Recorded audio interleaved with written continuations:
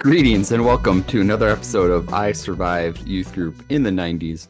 I'm your host, Scott, and with me as always is my slightly forgetful co-host, Caleb. Caleb, what's up tonight? All right, I'm gonna stop laughing. I'm gonna answer the question. You can do it. I'm doing well. Thank you for Oh, asking.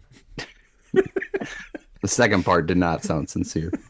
Say we are back again to talk about the experience growing up as youth group kids in the 90s and how that has shaped our adult lives. We'll talk to old friends about their faith journeys spanning from the 90s to today and discuss current cultural topics through the lens of someone who grew up during that era. Now, Caleb, we are venturing into part 3, I guess, of our music month, music series, let's say. Part 3 is also a two-parter. So So episodes 5 and 6 of this episodes 5 and three-part 6, series. like the Star Wars movies that we're not going to make other references to tonight. Oh, But nope, it's my show.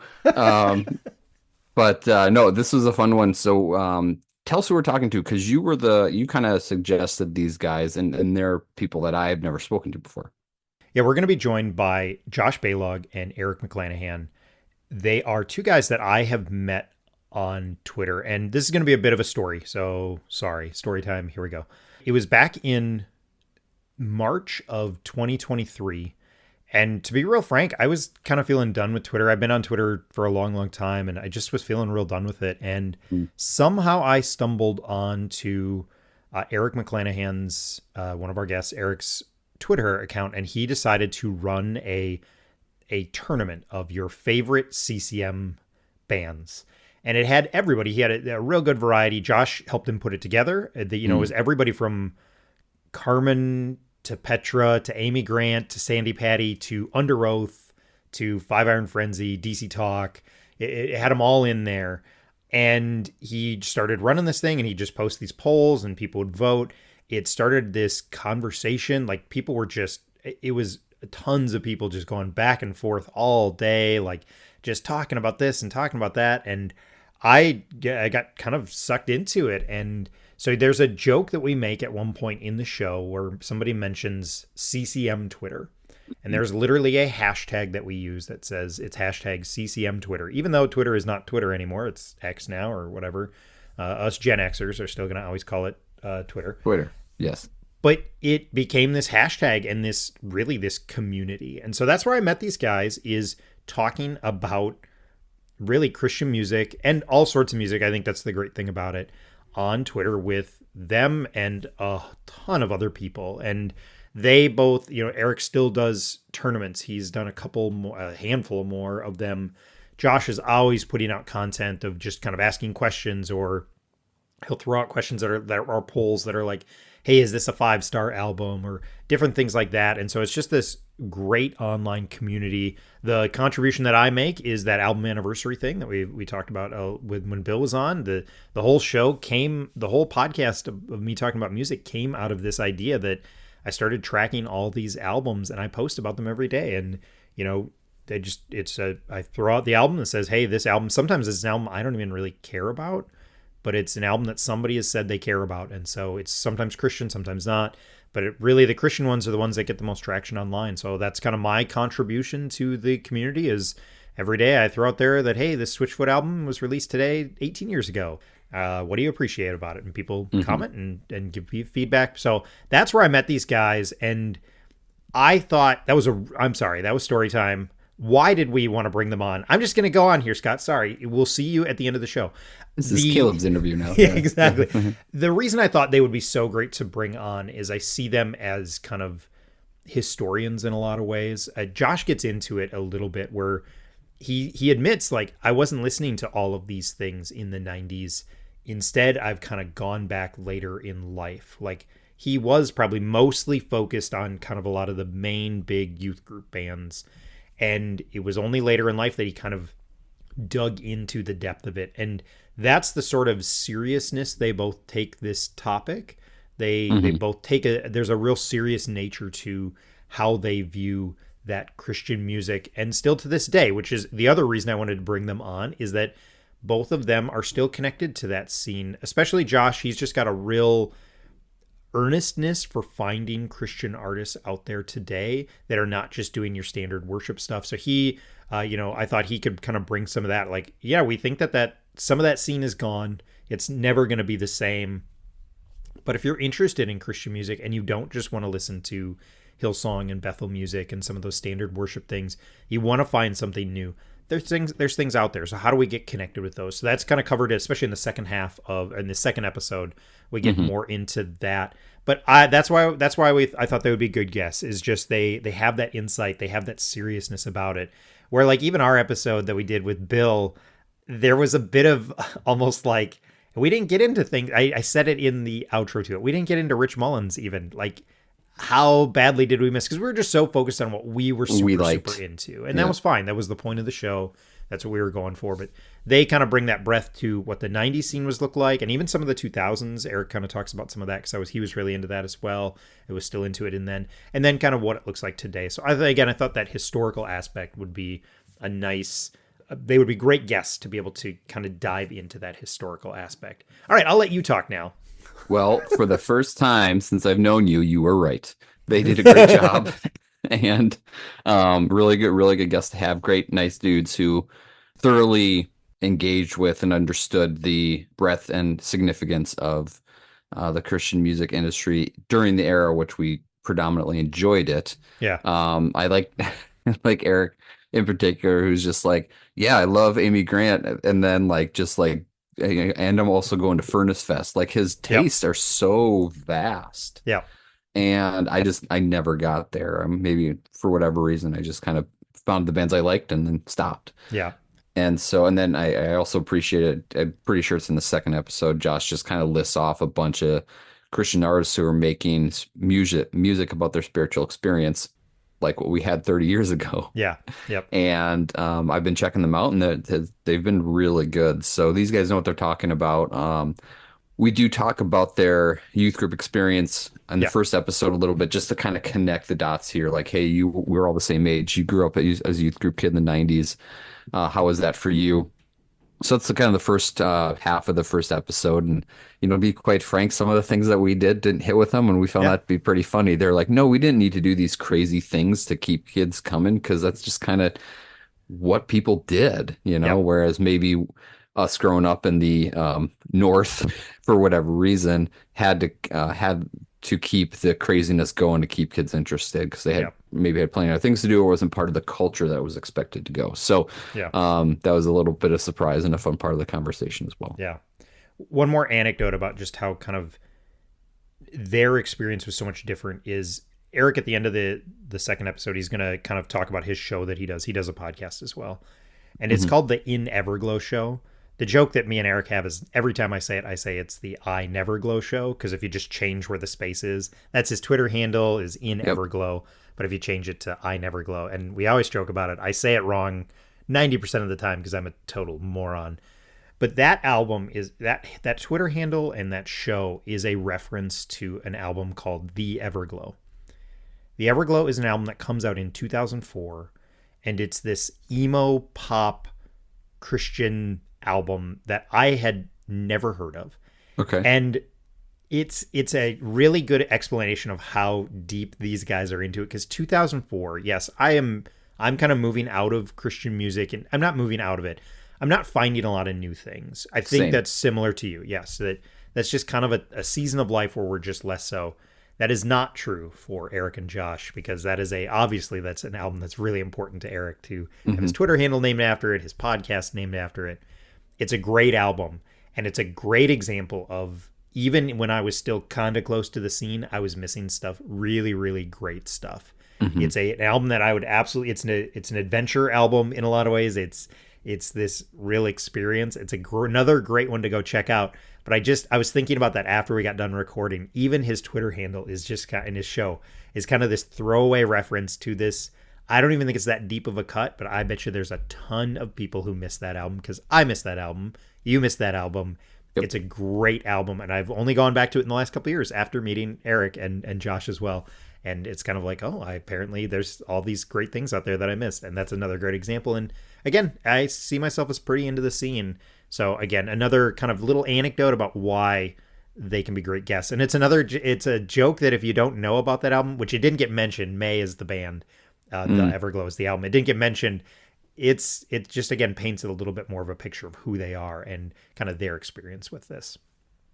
We had a great time talking to him. It was really nice end to our music series here. The point of the whole conversation, not only to talk about the youth group experience, but ultimately just to talk about like where's Christian music today. Yeah. Obviously, you can pick up any worship albums, kind of like what we talked about with Tim. It's become a worship industry.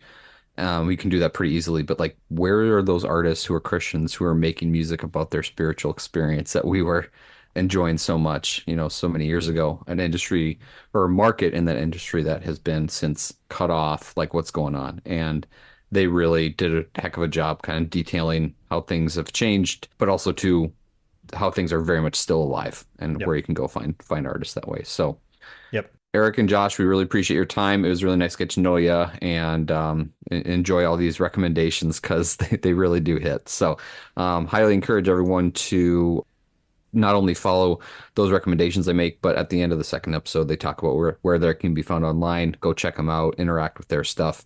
They do a really, really great job. So, that all being said, Eric and Josh, thank you for joining us. And as always, to the listeners, thank you very much for listening. Enjoy.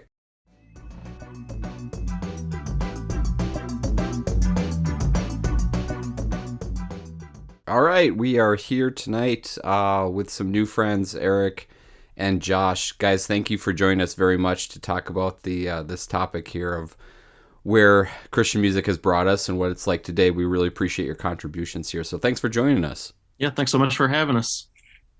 Absolutely. Looking forward to it. You're welcome.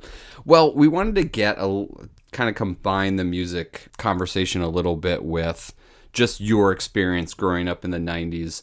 And we can circle it back to around to our Christian music experience. But that all being said, just kind of briefly tell us how you grew up as a youth group kid in the 90s. Were you in a Christian home? What was your friend group like? That sort of thing. For me, yeah, I grew up in a Christian home. We went to an independent fundamental Baptist church. My friend group at church was a lot stronger than my friend group at school, which was a private Christian school. Yeah, went to that church from the time I was 4 until like 25, I think. Whoa. Yeah. Josh, how about you? Yeah, for me, I was born into a Christian home. My parents had me in church when I was a baby, but we went to a Southern Baptist church for my youth group years. I was homeschooled from 4th grade on, so middle school and high school, I was also homeschooled. My church friends were probably my primary friends, the ones from youth group. I did have a few because I also played on the public high school baseball team. There was a little overlap there with some of friends from youth group and from the baseball team, but primarily my friend group was from youth ministry and also the Awana club that we had there at our church. So that's kind of my upbringing with it. This will be like close to episode 30-ish, somewhere in there, and this is I think the first time someone brought up Awana, which is kind of amazing because when I lived back in Rochester, like when my son was that age, right, like the 3 age, I ran the Awana group for my church for a year, and I had never done that as a kid. I didn't do it, and I was like, whoa, this is a whole thing. This is a whole organization.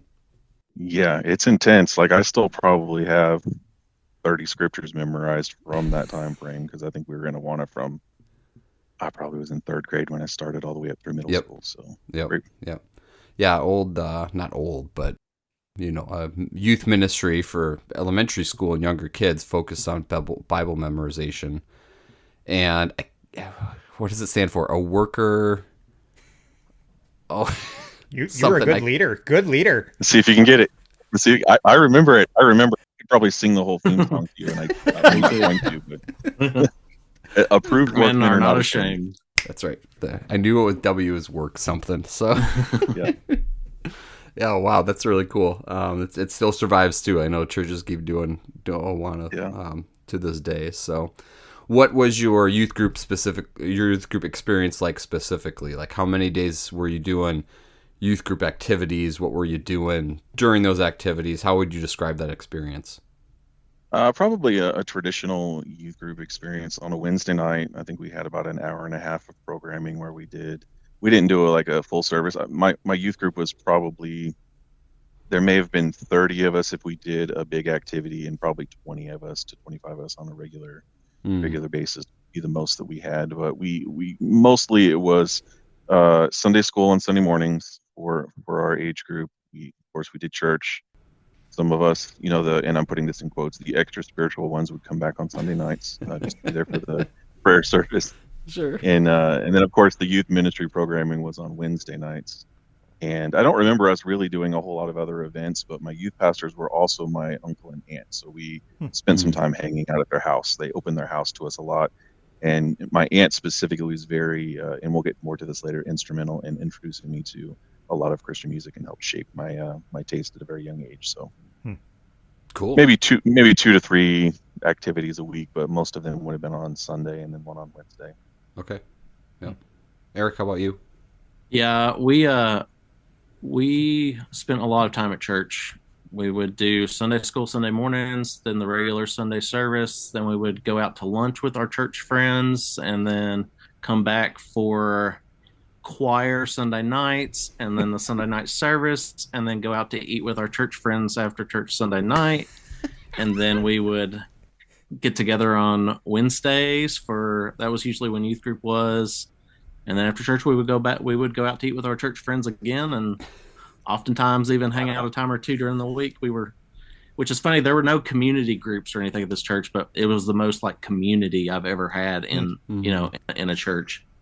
That's funny. You guys remember Mark Lowry, the comedian from kind of like Mhm. that era? Nice. Like, Of course. He had a joke about his family being there. If they washed the windows on Thursday, their family was there. It's Yeah. kind of vibes of like Yeah, Sorry. definitely. hack a pew and watch him do it. Yeah.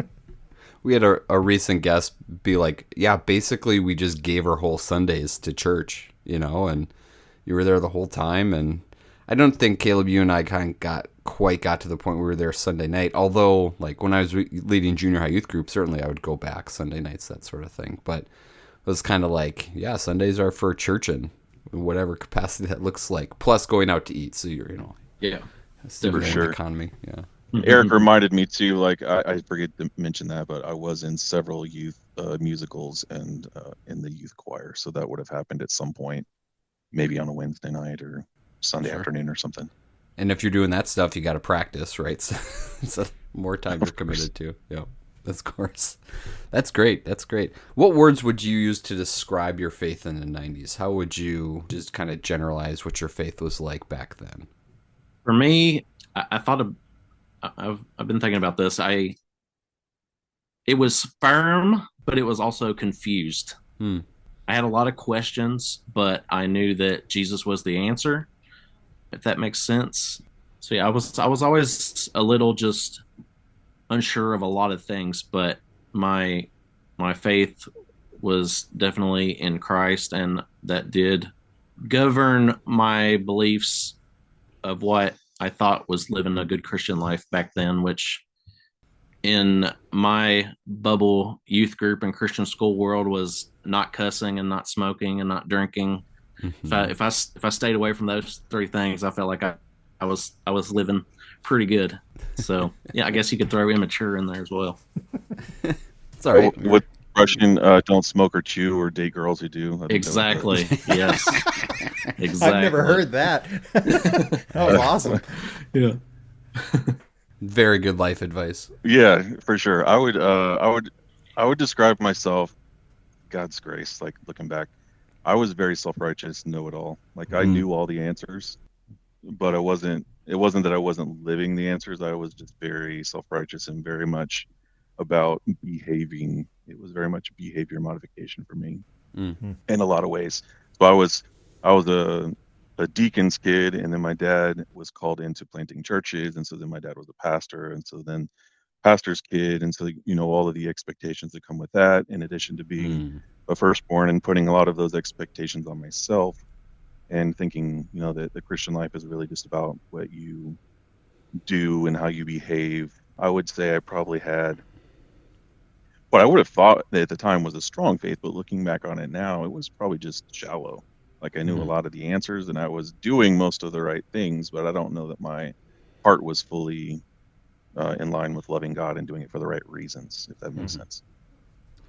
Absolutely. I think Caleb would agree that we've heard that a lot from our other guests, which is, being trained to know your Bible and know why it's right and know, when to use it. And, then you get into the real world and that some of that certainty gets a little upended sometimes.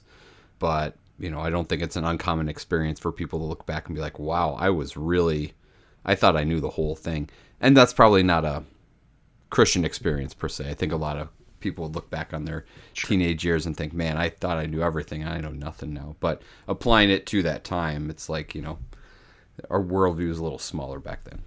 Are there any like nasty, I shouldn't say nasty, but gross out or weird or maybe borderline illegal games that you guys played, events that you all did? I always try and ask that question of all our guests because we do get some pretty unique answers, from burning down a barn to having fish in your pants, and all this stuff. So there's a little variety there to get your attention. Like what are some things you all did to be crazy in that way? A fish in your pants. Okay. Just wait for it. That I'm episode's sorry, coming I'm out. stuck. I'm stuck on the. Okay, sorry, Yeah, Eric. Go ahead. it's coming I'm out. gonna have to think about that for a minute. I don't think my youth group was that desperate to get new people. Great word. We did like the typical like stuff marshmallows in your mouth and try and say these words. We didn't do anything borderline illegal or anything. I don't think. So yeah, I got nothing there really. Yeah, we were pretty tame. Chubby bunny. That's what Eric is Yeah. describing with all the Yes, of marshmallows in your course. mouth and trying Yeah. to say chubby bunny. Yeah. We certainly did that, and I remember a few, and maybe the lock-in that we did that then had my youth pastor swear off ever doing them again. Like nothing illegal, but just like playing baseball inside the fellowship hall and Sure. putting a plastic whippable bat through a wall on accident when the backswing. It's just stuff like that. Like we were pretty tame as far as that goes. I think, Eric, your word desperate is pretty good there, right? 'Cause you're just like begging the kids to go, and you got to up the ante sometimes. I do have a funny story related to playing ball at church, like Josh was talking about. I don't know, like it might not be fitting for your podcast, so you might want to cut it. But Never. when we were probably middle school or younger, and our parents would have choir practice before that Sunday night service. So all of us kids who had parents in that would run around down by the local creek, try and catch crawdads, or we would, whatever we could get into. Well, one of our things would be we would have some tennis balls and we would throw around, and I guess the pastor didn't realize that we had been doing that for a while. So he busts outside at some point and goes, "Children, I beg of you, don't play with your balls at church." And we all thought it was the funniest thing.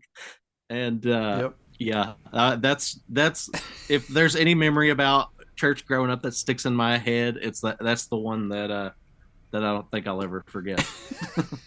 That's funny. So I do wonder if this is a bit of, because both of you guys were going to youth group church stuff kind of in the Bible Belt, right? I mean, or that area. So I do wonder if this is one of those cultural differences. I had a friend who moved down to Florida, and he was just like, yeah, the whole idea of youth group is just very different at a lot of churches. Like he's like, my kids were going to Sunday school and it was in desks, like no, just like it's straight up classroom time. Now that doesn't sound like that's what you guys were experiencing, but like for him it was a real culture shock to move from Iowa, Minnesota area down to Florida, and he was just like, yeah, this just feels very different. So I wonder if that's that just is maybe a bit of a cultural difference throughout the states. If we eventually get to talking to more and more people from around the states, just kind of seeing where the areas where you do have less of a Bible Belt culture, you do have to be a little more extreme because you are a little more, again, Eric, the word desperate to get people in the door. It'd be interesting to see just some of those cultural differences around the country. Because yeah, I think that is a distinction where you guys were going versus where we were going. Mm-hmm. Yeah, it makes a lot of sense for me being in Kentucky. It's definitely not as much now, I don't think, but growing up, it was definitely a pretty, cultural thing for people to go to church. Just all of what you do, part of your lifestyle. Yeah. How about like we would call them human videos, Carmen human videos that's come up multiple times on our show. Did anything ever like that exist for you guys? What was it? It had to have. What was it like again? okay, so they're not quite familiar. That's fine. Like, so we would take a Carmen you take a Carmen song and someone would put together a dramatic sketch to go along with the Oh, music, and we would act out the sketch. So we would do like the champion. Caleb, we definitely did Secret Ambition by Michael W. Smith, and it would just be this like dramatic play with the song, right? And we'd take it on tour. We'd go on to Mexico on mission trips, and we'd do it, that sort of thing. You all ever do anything like that? I don't think we did that. We did musicals, but we didn't do human videos like that.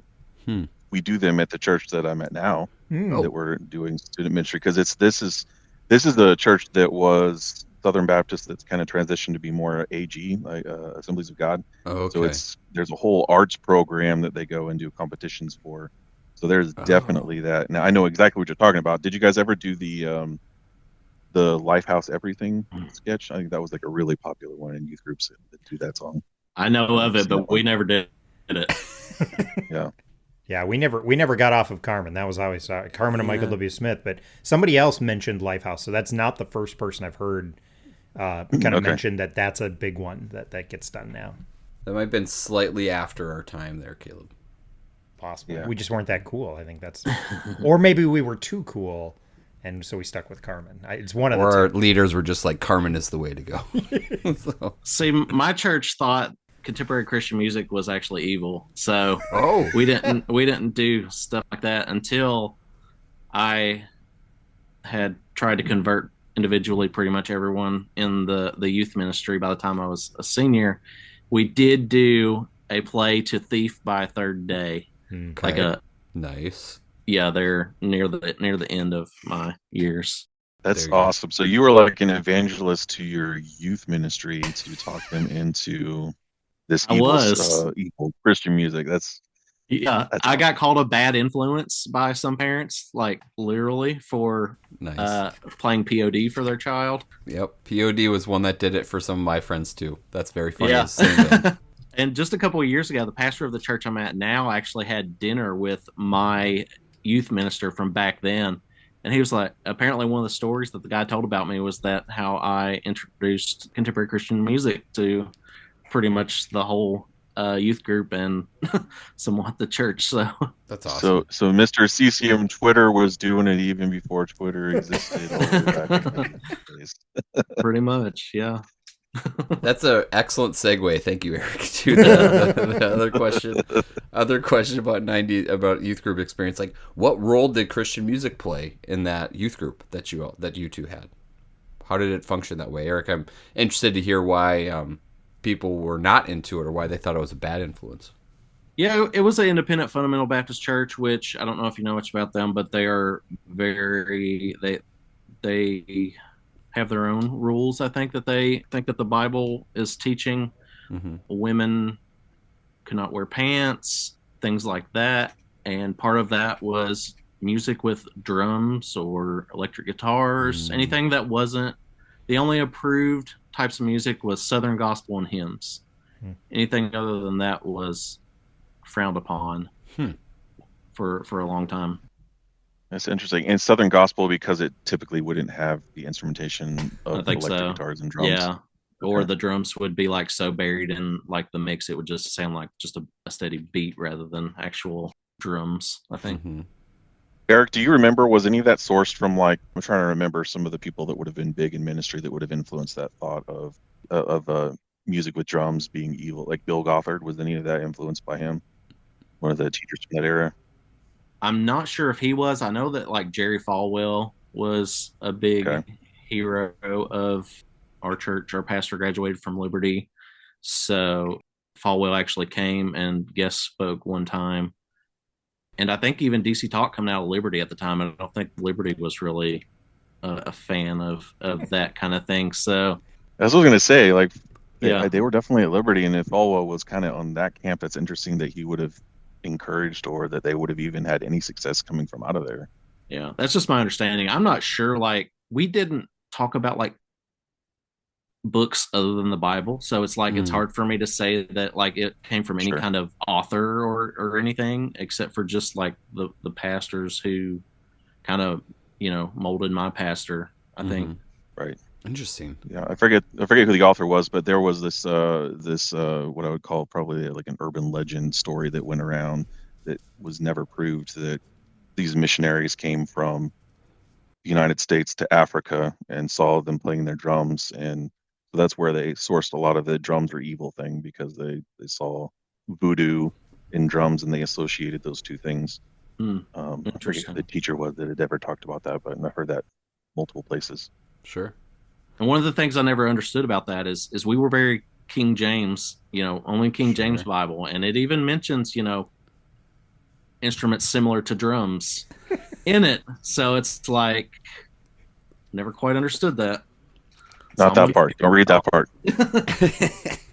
Forget about that one. I think I'm thinking about your situation, Eric, and just imagining it, which I obviously can't imagine it fully. But to like go from that to like here's POD, like I can understand how they'd be like, oh, what is this? Like make it stop. Yeah. Most of the kids loved it though. It was the parents who you couldn't hardly get on board, and POD was never really, even by the time I left, that kind of thing was still too much for the church. Mm-hmm. But like they got into where I think we sang "Awesome God" as a special one time. We sang "Basics of Life" by For Him one time. So they got to where they were doing the soft rock stuff, and in youth group, sometimes I think they would throw on a DC Talk album or something there by my 11th, Mm-hmm. 12th grade year. That's a great answer. It reminds me of a conversation I had early on in college. In an earlier episode, we talk about Worldwide Message Tribe, and I kind of brought it up as a joke because, like, nobody, I mean, that was kind of, they were not, top tier in terms of popularity, but I certainly liked them. And early in college, I was trying to convince a friend to listen to them. They're like, well, who is it like? And I said something as if, I said, well, they sound a little bit like Prodigy, which was either, I don't know if that's correct or not. The first thing that came to mind. And they're like, isn't that like a band that's kind of like satanic? And I'm like, well, yeah. She was like, well, why would I want to like have that similar type of music? And I'm like, well, the lyrics are good, blah blah blah, all that stuff. So I was trying to convince her like you should give it a shot, and she just wouldn't. She didn't buy it at all. Yeah, that was my era and my experience. Like I grew up, my youth group years would have been, let's see, 94 through 99. Yep. So just through the end of the decade, and right there, smack in the middle of purity culture, the secular versus sacred debate that Yeah. you're talking about there. And from my experience, homeschooled, and my aunt had a huge Christian music collection. I think the very first time I heard DC Talk would have been from her collection back in like 92, 93, before I started youth group. But I think pretty much everyone else in the youth group was just listening to mainstream music. And I remember being so upset that a lot of the girls in the group were listening to the Backstreet Boys because the Backstreet Boys were evil, Mm-hmm. which I think is hilarious now because I listen to the Backstreet Boys and like some of their songs. But yeah, like for our group, we had, we were probably a very typical, stereotypical youth group, like the big youth group bands, what I would call the youth group bands, like Audio Adrenaline, Boys, DC Talk. Those would have been the ones that we would have been listening to. But I probably would have been the one that was most into it, and everybody else just kind of what was on the radio. Interesting. So like you came at it from two different angles, right? Like Eric, your friends sound like they were listening to a lot of the really safe stuff, and Josh, your friends were just listening to the radio stuff. There was a room in both situations for that type of Christian music. Yeah. I wouldn't say that my friends were listening to the Southern Gospel, but their parents were. Mm-hmm. My friends would listen to like regular pop music, I think. Sure. It's funny that this Christian music that was marketed as, cool wasn't okay, so they just went to the actual stuff that was cool. It's poor planning by some parents there. Yeah. I don't want you listening to MXPX. Right. Green Day, whatever. Do Day, that. fine. I do that. Exactly. Well, let's talk about 90s Christian music unto itself. Like, what are some bands, some albums that just really marked your youth? Caleb and I have talked about recently quite a bit, but I talking with some friends recently in some recent episodes.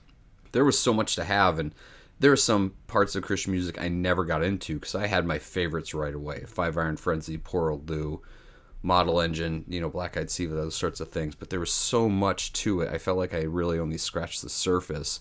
So I'm interested to hear for you guys, like, what were your favorites? What was it like for you to listen to that music back then? Josh. Well, depends on how long you have. Like my list is long, and a lot of it too. Just to be truthful, like I would have had a certain subset of what I was listening to then, and I've really gone back since then and really tried to really dig into the deepest corners of 90s Christian music that I can, because it still is my favorite decade. But at the time, if I'm being honest, like grew up listening to like Sandy Patty, Rich Mullins, Michael W. Smith, Susan Ashton, Carmen. These would have been ones that my aunt and my parents would have been listening to, introduced me to. But then it would have been Stephen Curtis Chapman and Michael W. Smith. That would have been my first CDs that I got myself, tape and CD individually. And then DC Talk was kind of from there. But then once I heard Jars of Clay in 1995, they were kind of my band. And then I had a little ska phase from 97 to 2002, and still enjoy Five Iron Frenzy's our newest album ever. And Chase the Sun by the Supertones is still meaningful to me from then and now.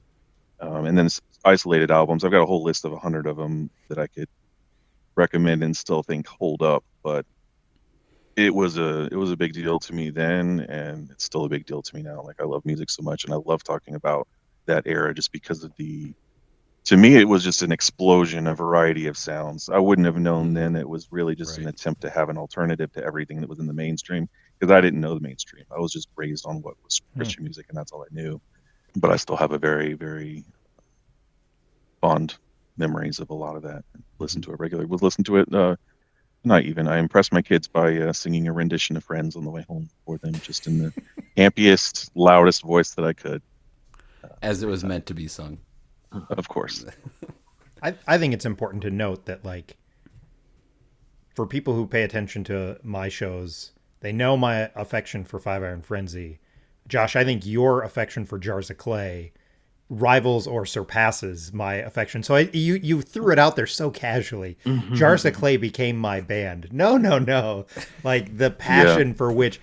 Your passion for Jars of Clay still to this day has inspired me to take a closer look at them, because I had kind of written them off. I mean, I've said that for a long time. For us, it didn't land as much, and I still that first album is still not as high for me as a lot of even their other stuff. But like that, so I think I don't think it should be so casually thrown out there like they're my band. No, they're something that you're passionate about, and I think that passion has been inspiring to me, and I know others. So I think that kind of paints a better picture of your excitement for some of these bands.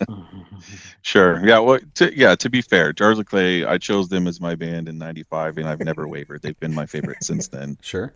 And I have a small vinyl collection, but of the 40 or 50 that I have, the most I have is Jars of Clay records. Cool. I even have a gold record that was given to, I think, Family Christian Bookstore to commemorate the self-titled as a decor for eventually when I get a music room. Right now it's just in my room sitting up against the wall. But yes, huge Jars of Clay fan. Got to meet them.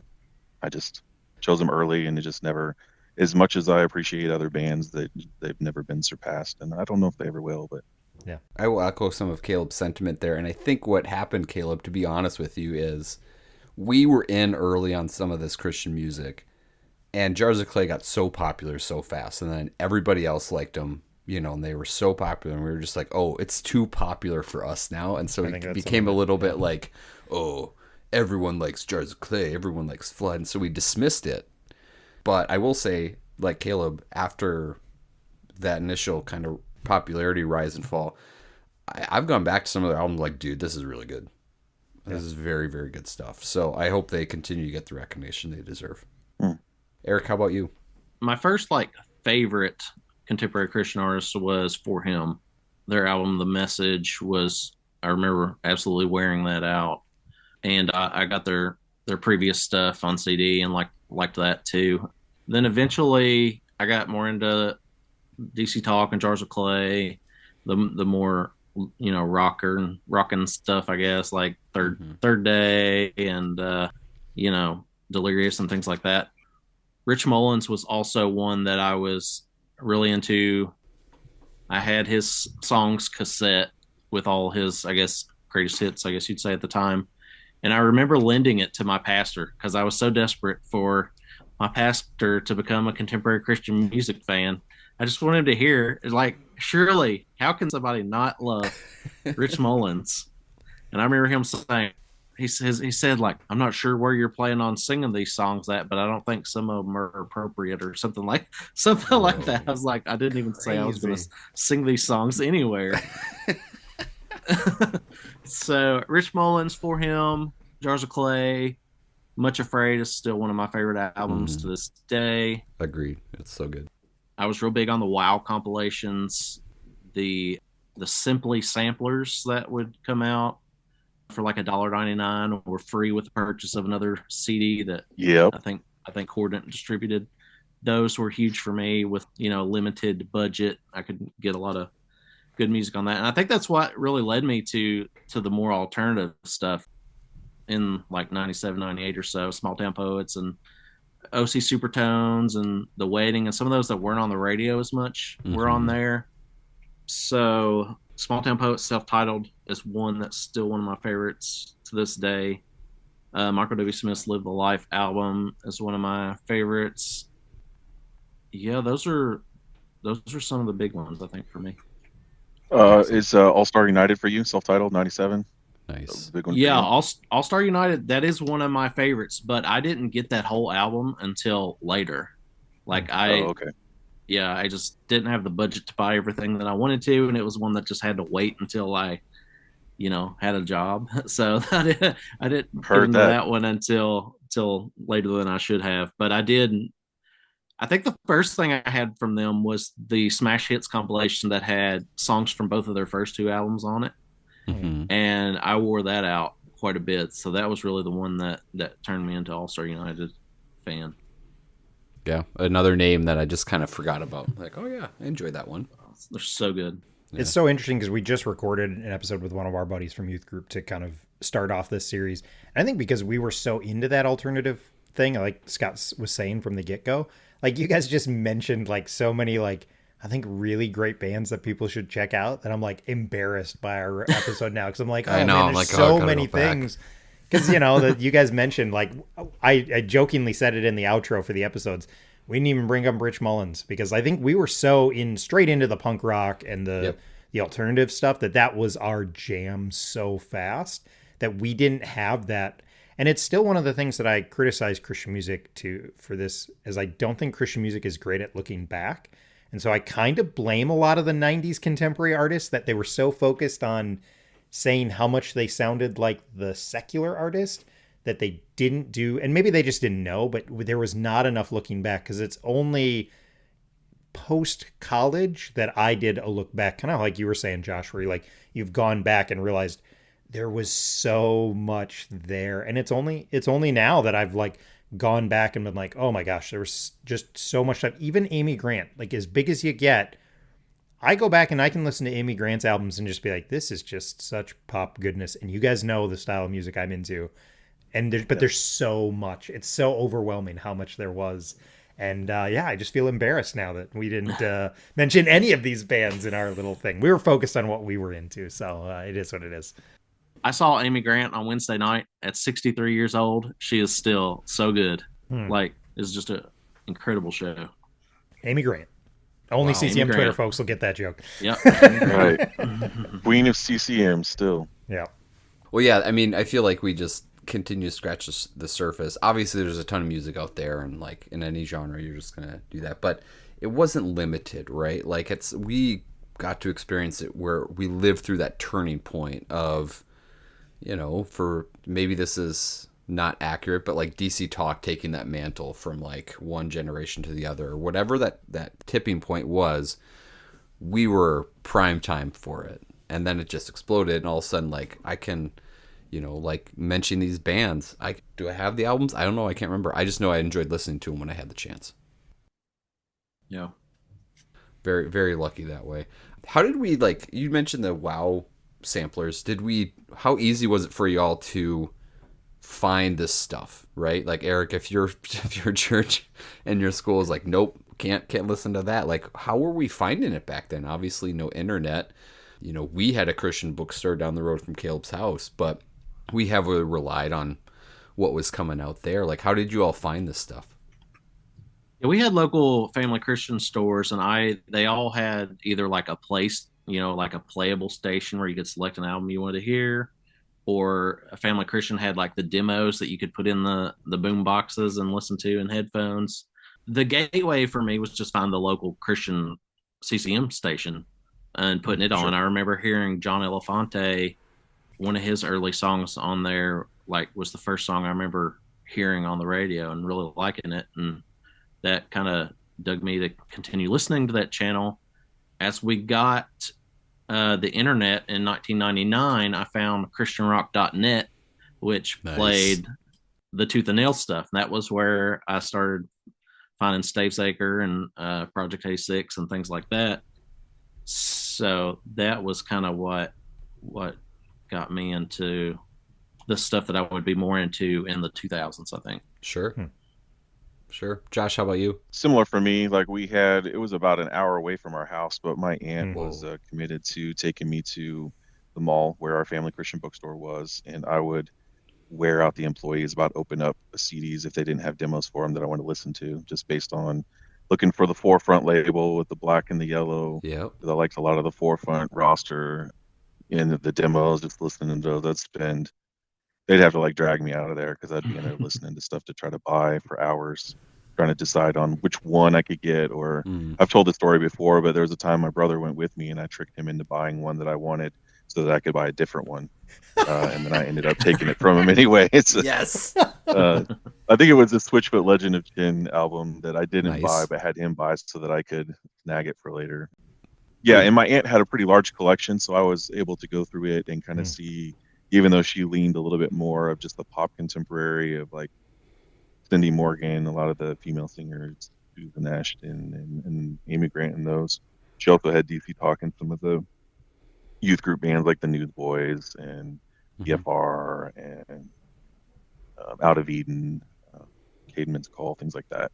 Between those two things, and then for a little bit later, it probably would have been around 99 or 2000. I forget exactly when it was that I started engaging with JesusFreakHideout.com. They had chat rooms, and then the website itself, just looking for music releases and CCM magazine was another big one for me. Like, I'd get the magazine every month. I would see the music reviews that are there, which is probably why I love music reviews so much even to this day. And then I would go search them out to listen to them at the bookstore whenever I got a chance to do that. We probably did that. We probably drove there 2 or 3 times a month. Wow. Until I started driving myself. Mm-hmm. Went more often than that, I'm sure. But yeah, it's a huge part of my later teen years for sure. Yep. Shout out to those Christian bookstores. I don't know if they're still around. I used to work at one. It got bought by a family Christian bookstore, but I was the music director, right? So I was the music director for a store. So I worked with like the Cordant rep, Eric, that you mentioned, or Prudent, music, that sort of thing. And it was my favorite day of the week when they would come in and be like, here's the magazine of what's coming out. I'm like, yes. I got so excited, and I had all the demos and everything. And then I think they're gone. I mean, I could be totally wrong, but I think they're done. Brick and mortar's gone. Yeah, Lifeway doesn't have them anymore. Yeah. And Family, they went bankrupt and they're gone. So I loved them so much that my job in college was I spent so much time there just listening to music and stuff and helping people buy things. They offered me a job. And so I ended up working there during college. And then I worked at Lifeway later as an adult for about 3 years, kind of overseeing the music area. And I loved it. I mean, I would do that for a living if you could make enough money doing it, which you can't. So the joke from High Fidelity where the guy who owns the record store, he's like, I invited these guys in to, hang out, and they just took over and started coming in every day. Like, you kind of were like really that in real life. That's hilarious. Yeah, essentially. Yeah, same with me. Right after college, I was like, where am I going to work? Well, I like this place. Why not? Quick story I'm willing to tell. It's very embarrassing. My mom worked at that store and I was her boss. And so, Okay. yep, there was a thing. And she's like, this will be a way for me to spend time with my son. I did not live at home. And I would ashamedly sometimes bring my laundry to work and she would take it home and do it and then bring it back. That's great. Wow. That's perfect. Yeah. So it was a fun place to work for a while. You know, you had your videos going and all that stuff in the children's section, but it was such a fun way to stay connected to the Christian music scene, which, you know, post college was, of course, continuing to change, but it was such a kind of nice way to have a little bit of connection until things fell apart.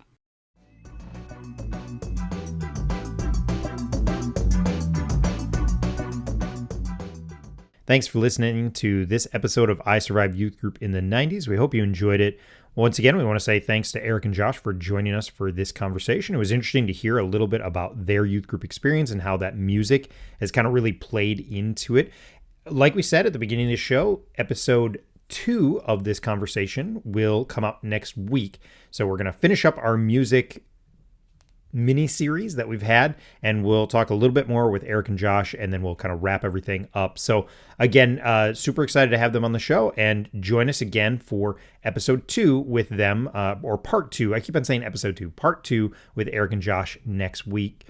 Let us know what you thought about this show or any of our other shows. You can find the show on Twitter at the handle @SurvivedYG, and you can always email the show at ISurvivedYouthGroup@gmail.com.